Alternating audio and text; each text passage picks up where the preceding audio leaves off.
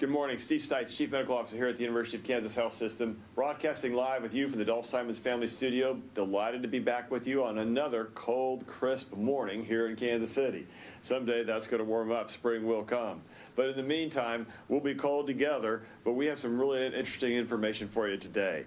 Dr. Nancy Stewart is one of our fine pulmonary critical care medicine docs who also is a sleep medicine specialist. She works here at KU, and she's been doing her research on sleep during this pandemic, or perhaps the lack thereof sleep.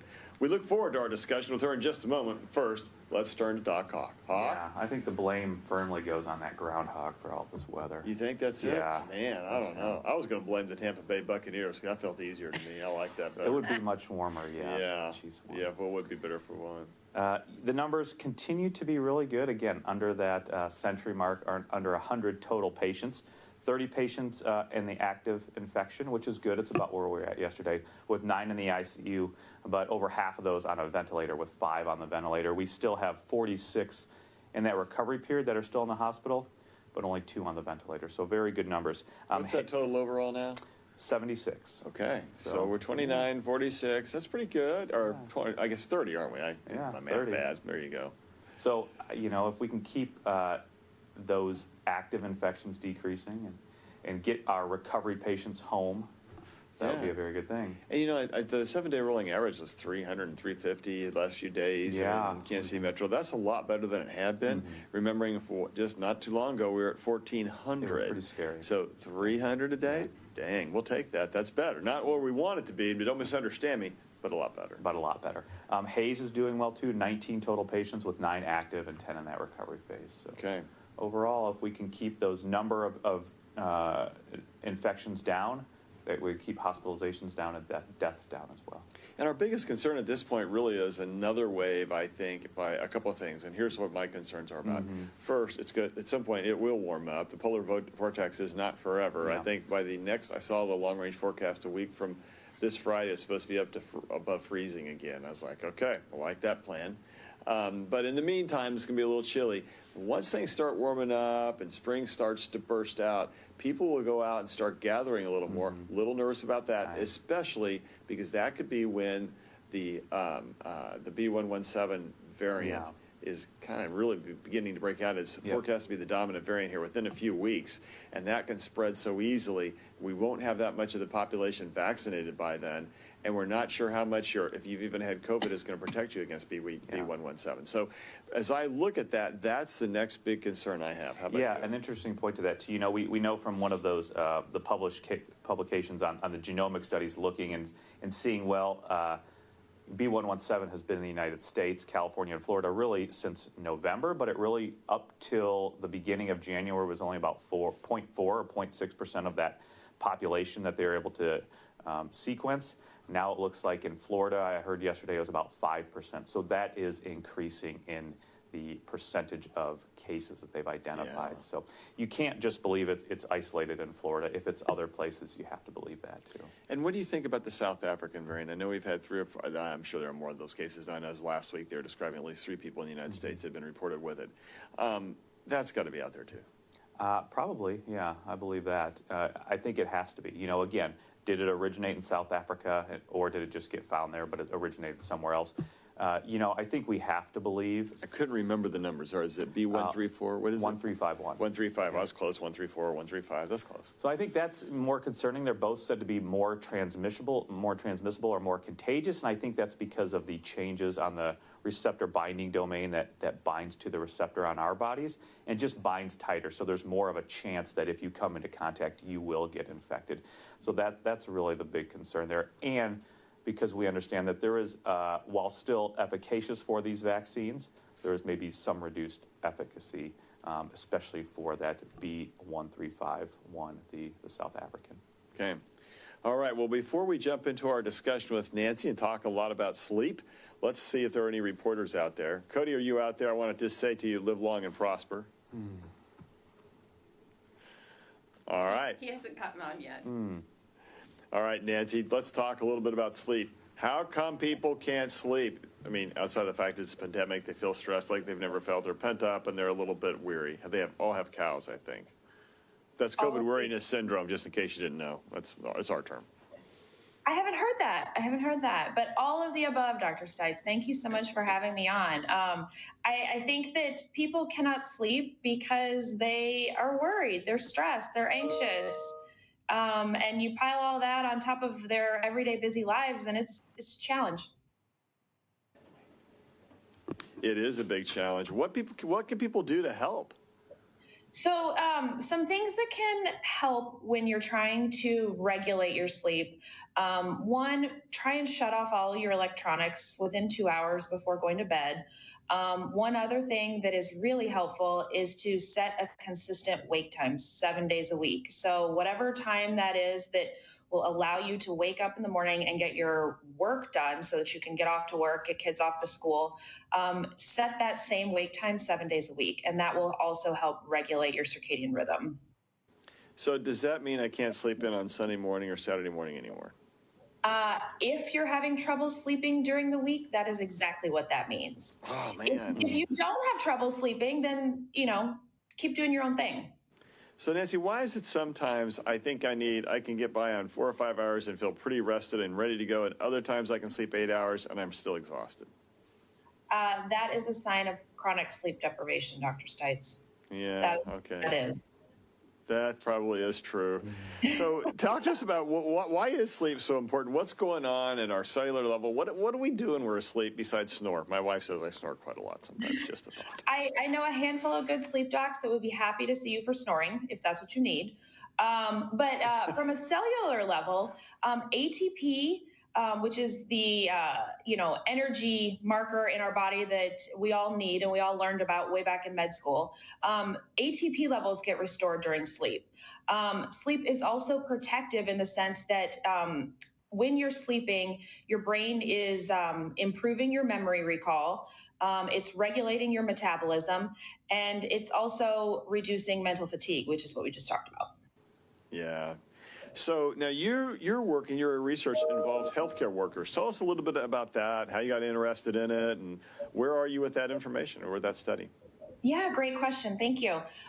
So I actually came to KU about a year and a half ago after completing 2 clinical fellowships and 2 research fellowships. And when I was doing my research fellowships, that's when I got interested in sleep. And then when I did my clinical fellowships, I continued doing my sleep research throughout those clinical years of training. And so I've continued doing all of that with my research team and brought it here to KU. And so 2 areas that we're looking at, one is sleep in the hospital setting and sleep with folks with COPD. And the other large area that we're looking at is sleep in healthcare workers. And so that's one of the studies that we have submitted to several journals. It's gotten accepted for presentation at several conferences, which are now during the pandemic online. But yeah, it was the study that we did. We disseminated it over social media in August and into September, had over 1,000 respondents from all over the world tell us about their sleep during the pandemic. And this was aimed at healthcare workers. And so any kind of healthcare worker, it could be physicians, nurses, respiratory therapists, occupational therapists, it could be trainees, non-trained, practicing folks, and we got a lot of good information. One of the things that we did note is that over 90% of the respondents said that they felt they had poor sleep. Over a third of the respondents screened positive for moderate to severe insomnia, which is frightening. And then over 60% of the respondents reported sleep disruptions due to device usage. So this is what you would probably call doom scrolling at night. Called what? What would you call it at night? Doom scrolling. Oh, okay. Tell me what doom scrolling is. Is this like when teenagers lay in bed and read their social media? Yes. But it's also when adults lay in bed and get the latest and greatest news on COVID-19 off social media. I never do that. I don't either. I know. It's kind of a habit, isn't it? So tell us, what did you learn from the healthcare worker part of that? How bad are people deprived, and how much affected are folks in healthcare work through this pandemic, do you think? I think we're all affected. I mean, this study was, it is the largest international study looking specifically at frontline healthcare workers, but there have been other studies that have looked at the public in general during this pandemic. And I would be hard pressed to find someone that does not feel affected. I think we're all feeling the effects of it. So Nancy, it seems to me that during those periods where you're more stressed, you just don't sleep very well, and that could be about your kids, your personal life, your finances, your roof leaking, or in my case last night, the dryer backing up because of Lent, I couldn't get out, and then our pandemic. Is that right? I mean, and then you just get so exhausted you can sleep. Tell us a little bit about this relationship between stress and sleep. Yeah, no, it's a great question. And it is, I describe it to my patients because not just in the pandemic, but in general practice, sleep and mental health are like yin and yang. They're an old married couple. And if one's not happy, the other's not happy. And so you've got to make one happy to make the other happy. And so it's this interesting relationship where you have to put the pieces together properly for things to work well together. And so that's how I describe it to my patients. And when you describe it like that, and when you think about it like that, it really makes sense. I mean, if you're up at night and having insomnia, you probably have some underlying level of anxiety or depression. And once we get the anxiety or depression under better control, then we can start working on the insomnia, and the insomnia can be treated and resolved. I never thought about it like that. That's interesting. So I'm an old married couple at home, and now I got an old married couple inside my head with sleep. That's awesome. Well, for me and my patients, it's the best way for me to describe it because they're like, oh, yeah, I get it. I think it's a great description. And when the old married couple are fighting with each other, then things don't go very well. But you get along, get a little sleep, it works. I like that. That's very true. I know, and I'm going to guess you're the same way, Hawk, because you've got young kids at home. And then there are times when this COVID thing has just been so darn stressful, you just bring it home, you can't get to sleep. Yeah, absolutely.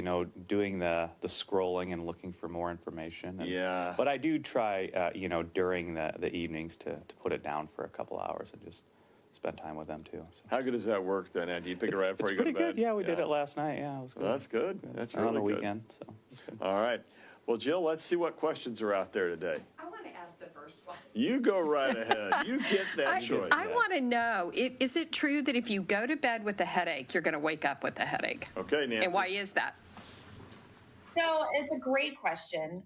Thank you for bringing that up. I would say going to bed with a headache is more than likely a stress headache. Waking up with a headache can be one of two things. It can be stress, and it can be that you didn't sleep well from insomnia. It can also be a sign of sleep apnea, though. So I think when someone comes into my office and asks that, I would kind of go down two different roads and try and tease out which one is going on. So, Nancy, talk to us a little bit about sleep apnea. Just in full disclosure, I have sleep apnea. I see Dr. Stevens, have for years. I'm on my CPAP. I use it religiously, and I sleep so much better when I wear it. But there you go. Yeah, I'm actually one of those really compliant patients because if I'm not, my wife puts it on for me. There you go. Talk just a little bit about sleep apnea. What are the signs and symptoms? What should people look out for? Sure. So sleep apnea is so common. It's actually about 90% of patients with sleep apnea go undiagnosed. So what the signs are that we look for are folks that are snoring. So that typically is, spousal reports. They're snoring, they're waking up, they're waking themselves up from sleep. They're choking and gasping in their sleep. So oftentimes patients will come in and say that they have panic attacks at night, and whether it's actually a panic attack from stress and anxiety, or whether they're waking up from sleep apnea and it's an apnea event, we kind of have to tease those things out. But some other things that we look at are just body habitus. So if they're obese, if they've got a BMI greater than 35, men with a neck circumference greater than 17 inches, And, the older you get, so over age 65, that puts you at risk. Specifically, men over women are more at risk. And so those are the kind of patients that we tend to look for. And when they come in, you can almost kind of pinpoint them and say, yeah, you probably have sleep apnea. But yeah, that's typically, and those are the patients also that are coming in and saying, I just feel exhausted. Like I come home from work and I take a nap, or I take a 15-minute cat nap during lunch because I'm just exhausted. And I wake up and I'm exhausted when I wake up. People should not be waking up exhausted. For sure. All right, let's see who else has questions. Okay, so we have several sleep questions, but I promised Janet and several others that I would get this question in today, so I'm going to ask it second. Janet and others are on prednisone, and they are concerned about, is that going to interfere with their first or second shot? Yeah. Can you give some guidelines? Yeah, I think unlike Tylenol or naproxen or ibuprofen, certainly prednisone could have an effect on the immunogenicity of the vaccine. I think, but that depends on what dose you're on, for how long you've been on it. I think that is something you need to take up with your healthcare provider and really ask them and have a good discussion. More than likely, if they're on it chronically, they aren't on too high of doses, so they should get some reactogenicity, immunogenicity from that, and immune response. But that is a specific question that you really need to discuss with your healthcare provider. If the doses aren't too high, if you're offered the vaccine, I would probably still say go ahead and get it. But that is a specific question you and your medical team need to discuss. And I would actually say, Huck, I can't think of too many situations where you shouldn't get it. Even Correct. if you're on more prednisone, we don't know. Yeah. We just don't know how well you may gain your ability to fight off COVID-19, how much it's enhanced by a vaccination if you're on high doses of prednisone. And by high doses, I'm going to say on 20 milligrams or more a day. Yeah. But what we also don't know that it's not very effective, and there's just not information out there yet to tell us that. And so what we can say is that we know higher doses of prednisone may make other vaccines less effective. It may be true for this as well. But on the other hand, I promise you that vaccination is better than getting COVID. And so in the greater scheme of things, I would argue that it's still worthwhile to try. I would agree. And to be fair, we know that our stem cell transplant patients, our liver transplant patients that are sometimes on 2 or 3 immunosuppressive drugs, there are specific time points where they are able to start to undergo vaccination. So, being on 20 milligrams or 30 milligrams of prednisone or less is not the same as being on those 2 or 3 immunosuppressive drugs. Right. And even those patients are able to undergo vaccination in general. So that's just a question. From it. Absolutely. Yeah, so I would argue that you should go ahead and get it. Yeah. Yeah, in Janet's case, she started on 40 milligrams a day, February 3rd, and she's going to be tapering off. She'll be on 5 on Friday. Yeah, go get vaccinated this time. That's what she needs to hear. Okay, great. How about a sleep question? Debbie wants to know, please talk about melatonin use to help with sleep. Is it safe to use long term? And you know what? My husband, he has bad dreams when he takes melatonin. All right. Well, we've got the expert. Talk to us about melatonin. Great question. Melatonin is a naturally occurring hormone, so it is not going to hurt you from that sense. I highly recommend melatonin for my patients, more so over any other sleep aid. Sleep aids that are out there, there's a whole bunch of them that are getting prescribed and that are available.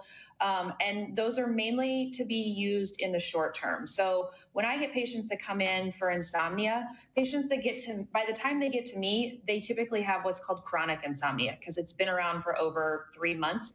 And the gold standard of therapy for that is not a sleep aid. It's not a medication. However, in those patients, I do recommend that they take melatonin.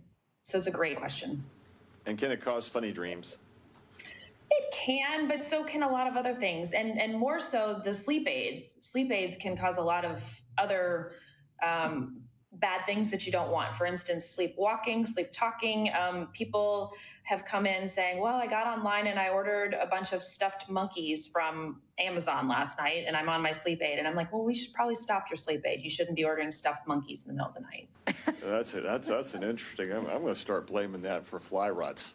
Yeah, I don't recommend sleep aids for that reason. No one needs extra stuffed monkeys in their house. So Ambien, is the Ambien a sleep aid? Would you describe it as a sleep aid? It is a sleep aid. And when I have patients that come in that are on it, so many of them are on it chronically. And it's something that I don't recommend stopping immediately, but I do work with my patients over time to get them off of it. So what else does Ambien do? Can it cause memory loss? Can it cause, dementia? There have been lots of controversy out there over Ambien. So talk to us more about that, because I think that's almost, I don't want to say it's a pandemic, but it feels like to me, patients feel like they can't sleep without a drug. It's like, no, you see, that's not how your body's supposed to work. Yeah, it's a great question, and that's why there are black box warnings on it. It can cause a whole gamut of things, just like the things that you mentioned.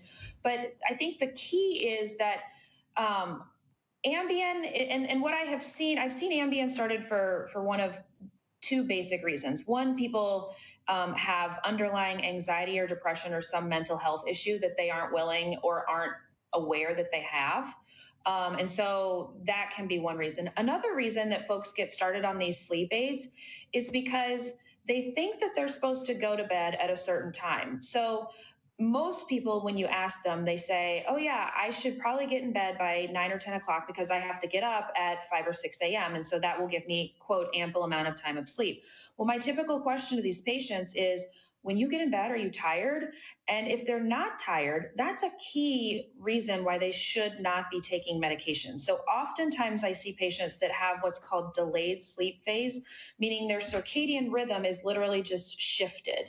And so they want, their circadian rhythm is such that they should be going to bed, their body says they're tired around midnight, 1, 2 o'clock in the morning, and then they would naturally wake up at 8, 9, 10 o'clock in the morning. However, that's not conducive to typical, work-life balance and getting up and taking kids to school and going to work. That really doesn't work that well. And so what people think is that, oh, well, if they're not tired at 10 o'clock at night, like they, quote, should be, then they need to get on a sleep aid to make them go to bed. So I find that patients come in and they're taking Benadryl, they're taking Ambien, they're taking all sorts of other sleep medications to try and force their body to go to sleep because their circadian rhythm is actually delayed.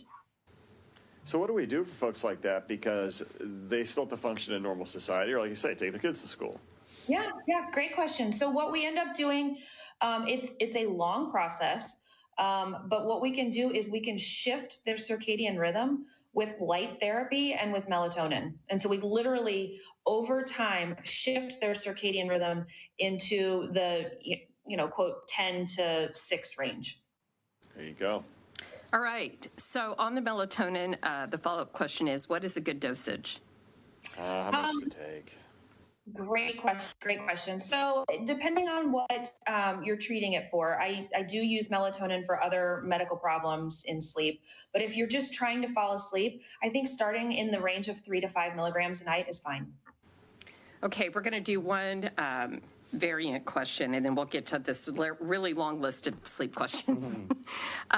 Glenn wants to know if there's any way that you can identify that someone has been infected a second time by a variant. Oh, there you Are go. second and repeat infections required to be reported to the CDC? Yeah, you really have to do genomic analysis, and that then you have to go to a place that's doing the genomic analysis. And I think you could probably be infected a second time. I don't know. I'm guessing we can let the state lab know that. I don't know for sure. Do you? Yeah, I don't know. I know that they are ramping up their genomic testing. They're doing that. But like you said, so you would have to have the genome from the first infection. Yes. And the isolate, and then you'd have to have the isolate from the second. We know that initially the CDC said reinfections were rare, uncommon. We think it's probably more than that. They've since changed their guidance a little bit. But we know there have been good published cases documenting very well reinfections. How can you tell if it's a variant? Well, I think if we start to see more of a surge, if you will, or increased cases, we need to start looking at that. We know that KDHE put a strike team down in Ellis County when they identified that case. I'm sure if they sense that there is an increase, and we had Dr. Norman on yesterday who talked about this, if they sense there's an increase in cases, they will probably start shifting genomic testing to that area, I would imagine, because now they do have more capacity to do that. Okay, Jean wants to know, are sleep stories recommended, and where can you get the best ones? Sleep stories. Stories. Okay. I have to help you with that. That's a great question. I'm not sure what that is. So I wish I could answer that, but I'm not sure. I don't know if you're referring, Jean, to something that is like peaceful that would help you fall asleep. I guess in that case, I would say that sort of falls in line with meditation. And meditation is something that I recommend for folks if they're having trouble falling asleep. But I don't know specifically about sleep stories. Good question. I'll have to So look into I wonder, I know that in some, you'll know more about this than I do, but been through some of this with some patients, but they had they make a recording or they listen to other recordings that are talking them into sleep and trying to get them to use imagery that they know will relax them. Is that something that you've used with patients too? Yeah, so yes, that is, that's actually part of cognitive behavioral therapy for insomnia, CBTI. And so that is what we use for chronic insomnia. Yeah, so that's one of the components of CBTI. And actually, when we refer patients for CBTI, that is done by PhDs that are specifically trained in CBTI. So unfortunately, I don't do CBTI, I refer out for it. So tell us a little bit about what CBTI is, because I suspect a lot of our audience may not understand exactly what we're saying. Yeah, so CBTI is the gold standard of therapy for chronic insomnia. Chronic insomnia is considered to be insomnia that has gone on for more than 3 months. So it's affected you more than 3 nights a week for more than 3 months. That's considered chronic insomnia.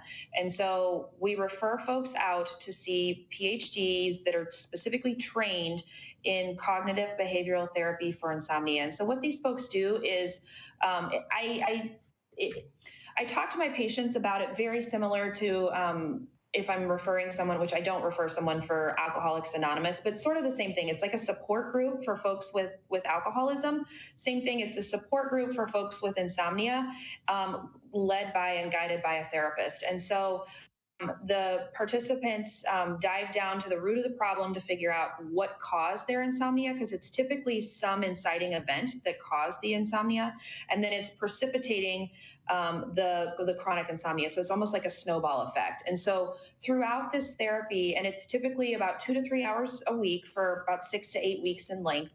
And throughout the course of the therapy, you get down to the heart of the problem and what caused the insomnia, and then you work backwards to sort of put your pieces back together, put your life back together in the sense that this issue is not going to perpetuate the chronic insomnia, if that's helpful. Yeah, that's tough. What about when you wake up in the middle of the night, like 3 or 4 nights in a row, and you eat cereals with blueberries on it, and then you can go back to sleep? Is that a good habit, bad habit? What do you think? I don't know anyone like that. It sounds like a delicious habit, but I think it would probably affect the waistline over time, at least for me. Yeah, that can happen too. On a more serious note, Matt wants to know, why do I wake? Go ahead, Matt. Matt wants to know, why do I wake up during the night? I can usually fall back asleep, but why do I wake up so often? He does say he has a glass of wine occasionally before bed. Well, cereals with blueberry will help too. Go ahead, Nancy. So great question, Matt. So wine and alcohol in general has this sort of biphasic effect. And so it makes us really tired in the evening, makes us very relaxed, and helps us kind of fall off to sleep. So I do have a lot of patients that unfortunately self-medicate with alcohol. However, in the middle of the night, it then can cause you to wake up. So commonly folks are waking up in the middle of the night, having challenges going back to sleep, and then in the morning they get up and they just feel exhausted because they didn't have a good night's sleep. Okay, so the answer is don't use wine to help you go to sleep at night. That's a bad idea. And really eating in the middle of the night is not a great idea. But meditating when you wake up, because I think a lot of it's please weigh in on this, a lot of that is another sign of stress. Your brain's waking up and saying, hey, you haven't worked through this stress, dummy, work through some stress. Blueberries and cereal probably aren't the best way. Meditation and even some CBT might be the best way. Yes, and I often say, meditation at night before going to bed is a wonderful thing. Meditation first thing in the morning is a great thing too. It just kind of calms you, centers you, and gets you ready for the day. Joanne wants to know, what about menopause and sleep, waking up perpetually in the night? What can you do? What can you do, Nancy? That's a big problem, right? Great question. Yes, I would highly recommend being evaluated by an expert, whether it's your primary care doctor or coming to see someone in sleep, and making sure that it's only menopause related. If it is, there are some medications that we can use for that. But typically there can be other things going on. So I would recommend getting checked out first for that. Anne wants to know, do weighted blankets really help people sleep better? I like them. If you like them and it helps you, yes, but I would not encourage you to go out and buy them the most expensive and the fanciest one to try it. Hey, Nancy, what do you think is the right temperature for sleep? Cold rooms. So people don't like hearing this, but any temperature between 65 and 67 is ideal for sleep. What about between 60 and 65? Is that even better? I don't know the data around that. I know You the should data. say yes, because that's what I keep telling my wife. Sure, absolutely, Dr. Stites. Yes. Wait, when she sees this recording, yes. Yeah, there you go. Okay, Caprell wants to know about a long-term use of Zolpidem, Z-O-L-P. Oh, yeah, Zolpidem. Do you want to talk a little bit about and use our generic and product name? Yeah, it's Zolpidem. Great question. Zolpidem is another one of the sleep aids, and it falls back in the same category of using sleep aids. They really are not recommended long term. Sleep aids in the short term can help get you through, some stressful event. However, in my practice as a sleep doc, when I have folks that are coming in, by the time they reach me, they typically have chronic insomnia because they've already seen their primary care doctor. Their primary care doctor's already tried a Z drug or some other sleep aid, and it didn't work. So they go back to their sleep doc, and then their primary doc, and then by the time they get to me, that insomnia has been going on for over 3 months. And so again, those are not things that I typically prescribe. In fact, I often work overtime slowly to get my patients off of them. And what's the difference between Zolpidem and Ambien and some of the others? It's just the mechanism of action, different benzo receptors in the brain. But they all really kind of have associated with some of these same effects. And do you believe in some of the dementia issues that have been associated with Ativan and Ambien in the long run for chronic users? I think it's possible, and I think I think the underlying issue is that a lot of this is Band-Aids to treat mental health issues, and mental health issues, specifically anxiety, are pervasive in our community and in our society. And I have a good friend that's also a family doc, and she says that she thinks that anti-anxiety medication should be in the water because we all have some extent of anxiety at some point in time. And oftentimes these sleep aids oftentimes anxiety specifically is creeping into our sleep. And so we don't really realize that we're dealing with anxiety until we lay in bed at night and can't fall asleep. And we find ourselves, struggling to shut off our brain at night. That's the key phrase that I use with my patients is, are you finding yourself having difficulty shutting your brain off at night? And if you are, that's a sign that you could potentially be dealing with underlying anxiety. And so those are often the patients that I send to our colleagues in psychiatry and have them evaluated, because I don't treat anxiety, I don't treat depression, but I was trained to notice the signs and symptoms of it. And so, if a psychiatrist evaluates these patients and says, yeah, you would benefit from a low dose of anti-anxiety or antidepressant, then I wholeheartedly would agree with that. And like I said earlier, that it's that fine balance between sleep and mental health. And if mental health is not optimized, then your sleep is not going to be optimized. Barbara wants to know that she has some friends who work on a night shift and they sleep with the fan or they put on white noise. And she wants to know, do you recommend that? And is that effective? Yeah, it is. It is effective, and it's much more effective than medications. And it's interesting because there is such a thing as shift work disorder, and what that is when we're sleeping, we've literally flip-flopped our clock. And so there are medications that we can use for those folks. For instance, stimulant medications to keep them awake during their shift work. But yeah, anything that they can do once they get off their shift and they're trying to sleep during the day. So blackout curtains and white noise, eye masks, meditation, all those sorts of things. Melatonin can really help kind of put you off to sleep once you get off a shift and once you're trying to sleep in the middle of the day. I want to know what Tracy wants to know. She's asking, does reading your Kindle on the dark mode count as being one of the electronics you should stay away from 2 hours before bed? I'm with Tracy. Dark mode shouldn't count. Well, I love it when people just say stuff. It just doesn't count. Right. Does it think? count? That's a great question. I would say if it's not causing you a problem, then, go ahead and do it. For me, I try to stay away from my electronics at night, although it's very challenging. But again, I don't typically have sleep issues. I typically can roll over and go to sleep within 5 minutes. The thing with light and electronics at night is that it's blue light stimulation on the melatonin in the brain. And what it does is it shuts down melatonin production.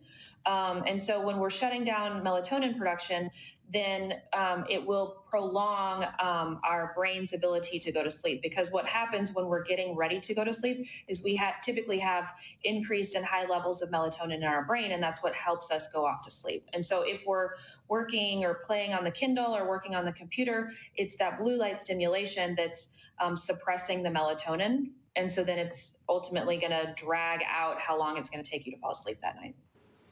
Okay, we're going to do one more question, but first I want everybody to know that Joyce found the sleep stories, and the link is on, and I'll send it to you, Doctor. And the link says Sleep Story, Writer for the Calm app on the art of boring people to sleep. Okay, there you go. So it's not Stephen King, I'm sure, that we're reading That's before like we me go trying to to bed. tell a story right there. I wouldn't recommend that. In grad school, we had sleep stories. They were any bacterial genetics paper. So that's what I thought that was. Another textbook. Yeah, last question, and I'm combining two. Dee wants to know if magnesium helps you sleep. She said she has a friend who swears by it.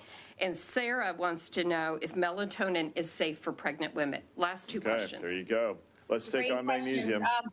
I'm not familiar with the magnesium, although I am assuming it's probably in a vitamin. And so if you're taking some kind of over-the-counter vitamin, bedtime vitamin, I don't see that being a problem. And melatonin, yes, melatonin is absolutely safe in pregnancy. Nancy, thanks very much. I think we're going to have you back. Yeah, this is Because popular. I think there's a lot of questions about sleep, which It's just my pleasure. tells It's us. absolutely my pleasure. It just tells us we have an issue. Hey, really quick before we go to final thoughts tomorrow, what if your doctor could prescribe you a pill or give you a shot to get rid of COVID-19? Dr. Mario Castro, pulmonologist, researcher, good friend. He's been on our program before, vice chair for clinical and translational research. That's a mouthful, but the guy who's done a lot of work here on the COVID-19 crisis. He's going to join us to talk about new clinical trial testing with 3 outpatient regimens that could be the game changer for COVID. Now, we've got the monoclonal antibodies. That's a help. We've got vaccine coming. That's a really big help. What we haven't had is Tamiflu for COVID-19. That's what we're going to be talking about tomorrow. There's an oral pill, an injection, and a medication that can be inhaled. Nearly all COVID patients would be eligible for these studies. There's a big deal. Come on, let's take a listen for that tomorrow. So, Nancy, final thoughts for today. Final thoughts for today. I would say try and set a wake time. If you're having issues with sleep, set a consistent wake time 7 days a week. If you get in the bed and you can't fall asleep within 30 minutes, get up out of the bed and put the devices away if you can. You go. Do a little meditation then. Yes. And there's some great apps out there. Mindspace, Headspace, all sorts of different spaces. That's pretty good. There's also Space, the Final Frontier. Yeah. Hawkeye, man, I think COVID just got pushed off the radar by sleep disorders. Sleep's important. It is. We all need it. It's important for our mental health, our emotional health.